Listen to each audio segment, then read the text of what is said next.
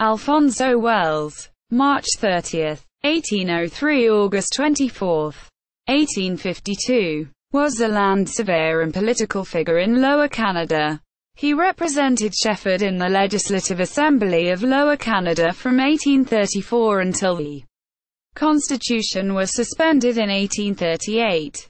He was born in Farnham, the son of Oliver Wells and Lucy Whipple, both natives of Vermont. Wells studied surveying for 3 years, obtained his commission as a surveyor in 1827 and settled in Saint-Hyacinthe.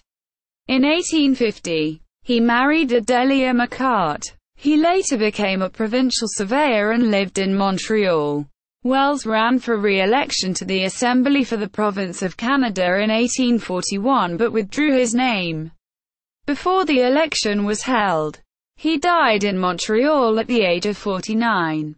Biography. Dictionnaire des parlementaires du Québec de 1792 à nos jours. In French.